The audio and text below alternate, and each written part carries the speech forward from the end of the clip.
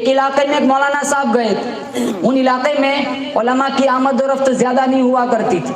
جب مولانا گاؤں میں تشریف لے گئے تو گاؤں والے بڑے خوش ہوئے، اکرام کیا، استقبال کیا، ویلکم کیا، مہمان نوازی کی۔ اتفاق سے کچھ دنوں کے بعد رمضان کا مہینہ آ گیا تو مولانا کی دعوتوں کا سلسلہ شروع ہوا، آج یہ لے جا رہا ہے، کل کو وہ لے جا رہا ہے۔ تو ایک گھر میں میاں بیوی کہنے لگے، آپس میں مشاورت کی، اس کے شوہر نے اپنی بیوی سے کہا کہ مولانا صاحب آئے ہیں، تیری کیا رائے ہے، آج اپنے گھر بلایا جائے؟ کہاں لوگ جنت لوٹ رہے، ہم کیوں محروم رہے، ہمارے گھر میں بھی بلایا جائے۔ بلایا گیا، مولانا کو حجرے میں بٹھایا، دعوت کھلائی، مولانا نے دعا کی، مولانا تشریف لے گئے۔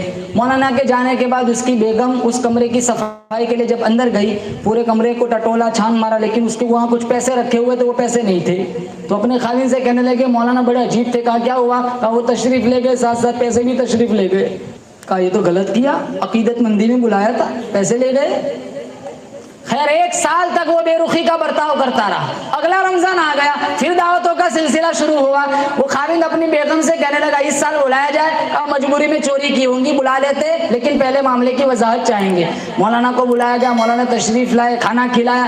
اب جس حجرے میں بٹھایا تھا گزشتہ سال، اسی حجرے میں بٹھایا، پھر پوچھا مولانا صاحب اس حجرے میں گزشتہ سال آپ نے بیٹھ کر کھانا کھایا تھا؟ کہا مجھے یاد ہے۔ تو آپ گستاخی معاف کرنا، یہاں کچھ میری بیگم کے پیسے تھے، وہ آپ کے جانے کے بعد نہیں تھے، کیا آپ نے وہ پیسے اٹھائے تھے؟ تو مولانا کی آنکھوں میں آنسو آ گئے۔ کہا مولانا صاحب آپ کیوں رو رہے ہو؟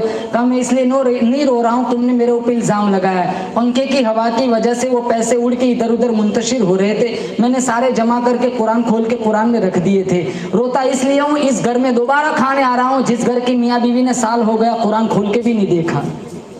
کتنے گھر ایسے ملیں گے